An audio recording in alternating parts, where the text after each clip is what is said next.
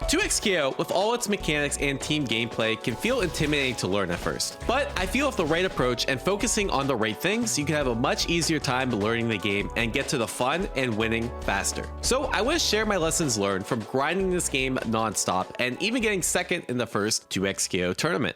And the first tip is to have a simplified game plan. Now, there's so many mechanics in this game, it can be really overwhelming and you might not be sure where to focus on first. And I always recommend focus on the bare minimum you need to be able to play the game. And so, for example, I've been learning Echo. He's not my main character, but because he has a lot going on, he's really complicated. I had to simplify his game plan. And the game plan is very simple.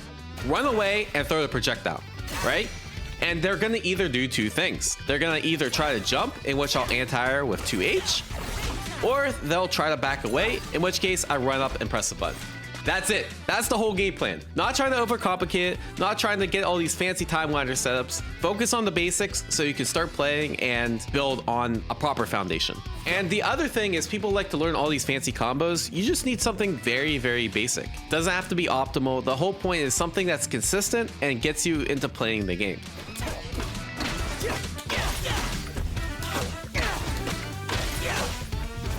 That's it. I know it's not optimal, but it doesn't have to be. The whole point is that you get something that's consistent and you can learn to play the game. Now, tip 2 is learn to use your assist tactically and liberally. There's a couple mistakes I see a lot of people make with assist. Either they don't use them at all, in which case you're denying yourself probably the most powerful resource in the game, or they just constantly spam it off cooldown. And where I recommend you use your assist is you think of it as like amplifying your really strong attacks. So with Braum, the only times I really want to call assists are when I throw out the shield. Because if I just throw assist out randomly, like it may or may not work. But if you cover with something like the shield, you can maximize your chances of the assist hitting. I can throw the Poros and assist at the same time, and that's really hard for your opponent to stop because if they try to check the assist, the Poros hits. I can do charge dash punch and call assist, and get a very, very basic combo, which did like 500 damage, by the way. Shoutouts to Braum. And then same thing with Echo. I don't need anything crazy here. An example of Echo is, again, when I do this dash up and I try to get a button, instead of just doing a button, I've been doing button plus forward 1 and assist. So it would look something like this. Right? And so this way I get a sandwich. This is something you can easily build off of, right? And then now you have to block a high-low. So you can see, like, this game can obviously get really grimy fast, but it all starts with figuring out how you want to use your assist. All right, so tip 3 is to constantly swap your characters. One of the worst feelings in this game is being solo and having a full health bar, because if you're solo and you don't have a last stand to back you up, it's really, really hard to win the game. So you want to maximize your character's health by constantly rotating the character that's in. So for example, I don't want Braum on point. I don't want him on the screen because Echo has way more health, and so I can just hard tag, but I need to find ways to get my character out. And there's a few different ways you can do that. Obviously, like if you're full screen, hard tag's not that bad. Another thing is just look for a cheap assist call. So like, right, I can do this and get him out and then not call Braum for a while, or if I call him, I need to make sure to call him in a very safe manner. And then when I get these like knockdowns, I just don't go for a tag, right? And just to keep Echo on point. The other thing you can do is, let's say, I get a combo with Braum. I can obviously just do my normal bread and butter, or I can just go straight into tag launcher, right? And I get like, I can get a cute mix up. I don't know the Echo tag launcher, but you get the idea. And that way I can have my high health character out. So in case I screw up the mix up, I'm not dying for it. And I'm not gonna be stuck with one character. And this brings us to tip number 4, which is another way to get your character out, which is burst. Now, I think there's a couple rules that apply to burst. It's kind of like the same with most games with burst, like Guilty Gear, which is one, you want to use your burst early in the match, especially the first round, right? Because if you're just sitting on that resource for a while and then you use your burst later, it means that it won't come back in the match until later. The longer you sit on a burst, the longer you're depriving yourself of a resource. And sometimes you don't always want to use your burst right away, right? So there's certain times that burst is guaranteed. So let's say I'm Echo and I'm going for a launcher. You never want to burst here because like I don't even have to bait. I could just do my normal combo as long as I'm blocking, which I should be. And you can argue that you can block these on reaction. then it's going to get baited and bad things are going to happen, right? So you should look to burst when you can't actually bait. So for example, when Braum does his 5s2, 5s2, there's no way I can bait. I can't jump cancel. I can't like cancel in any way. Burst is guaranteed. So try to look for guaranteed burst points just to minimize the chance of the opponent baiting your burst. And the last thing is don't do hero burst. All right, so take for example this health bar situation. Braum has 20%. The team has full health and it's the first round. If I burst, the chances of me winning this game are practically zero.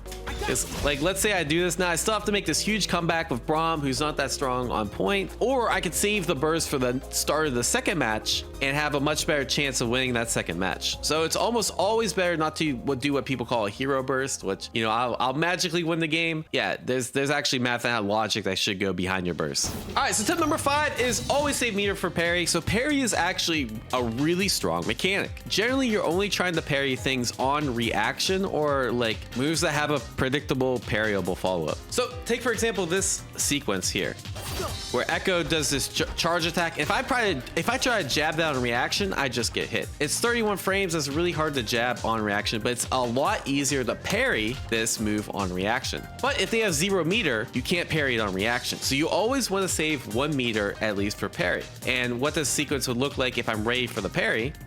So if I'm ready for the parry, and then I get a guaranteed combo, right? Although Braum's combo after parries needs to be buffed. Come on, Des, please.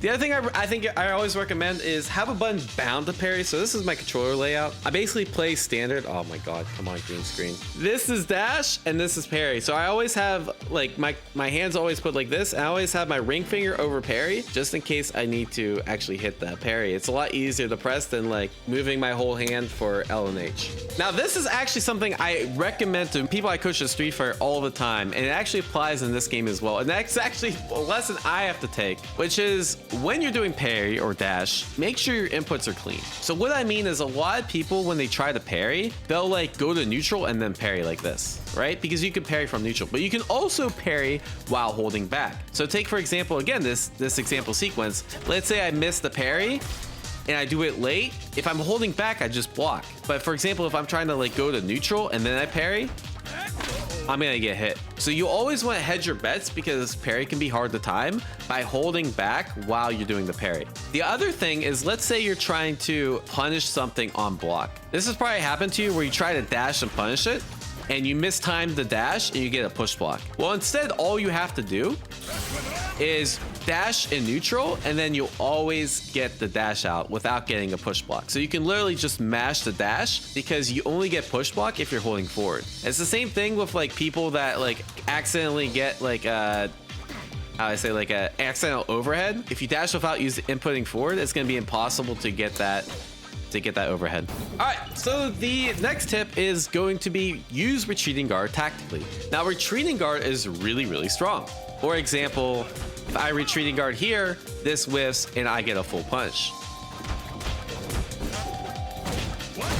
Right, so I could do something like this just because Braum whiffed the button because I retreating guard out of it. Now, what a lot of people do is they just basically block and then they spam retreating guard, right? Which works, but you want to make sure you're retreating guard at the right time because you see, I tried to input retreating guard there and I got clipped. So my recommendation here is wait to react to certain moves. So let's say I try to retreating guard, I'm a little late on this light.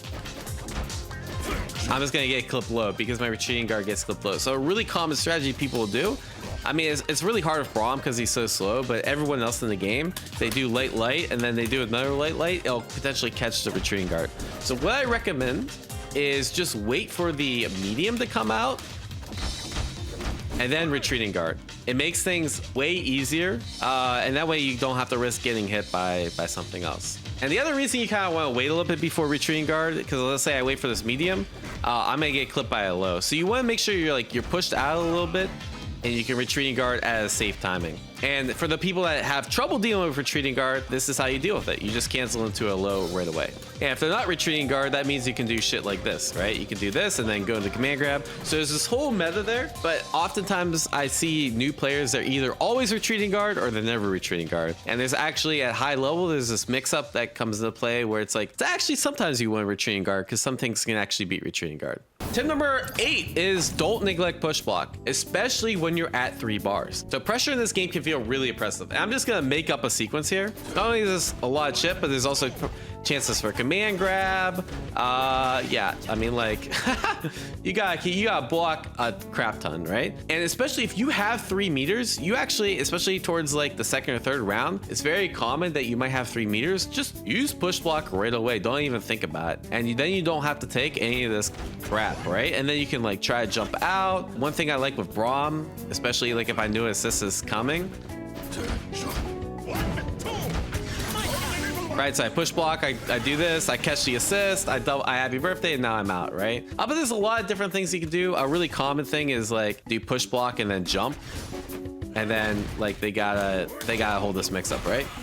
But make sure you're using push block, especially when you're on 3 meters, because if you have 3 meters and you die, that has to be like one of the saddest things ever. So make sure you're using push block. It can be kind of easy to forget about, but if you're ever in the corner, you have meter, people are gonna have really messed up mix up in this game. It's best not to worry about it. Tip number 9 is play around get up attack. So get up attack initially seems really strong. So for example, after any throw, the opponent can just do get up attack and they can completely negate your mix up, right? Now there's a few different ways to deal with it. My favorite being if you have an assist, you just block and call an assist, right? And see, I was able to block there. I could get a full punish. Let me show you what that looks like. It can be kind of hard to see that you block the assist and then, right? Like I get whatever I want.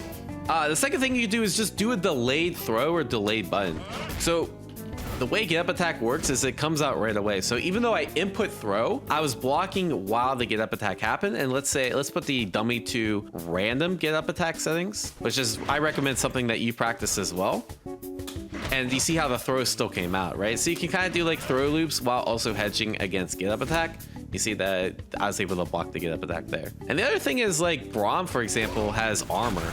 And if they happen to get up attack, you see how I was able to armor through that and get a punish. So there's a lot of different ways to deal with get up attack. So I recommend labbing that out because it seems really good when you're starting out, but after a while you realize get up attack's actually not that strong. And one of the easiest ways to win this game is to get your offensive sequences so strong that you don't have to worry about it. And tip number 10, let's be real, guys. This is about mindset. People are talking about, hey, this game's hard. I'm a league player. I don't know what to do. This is my first fighting game. I play matches and I just lose all these games. Or, hey, I'm not even in the alpha lab and these guys already have 100 hours on me. Like, well, bro, what was me? What am I supposed to do? It's hard to pick up for everyone. I'm kind of in a fortunate situation where I've played a bunch of different tag games like BB Tag, DBFC, MVCI, and I can draw on that experience to play this game, which is pretty nice. But I reckon that like vast majority of people do not have that, especially if you're new to fighting games. It's going to be a harder climb than most of your peers, but that's okay because 1, this is a new game, and 2, there's going to be a lot of resources to learn from, and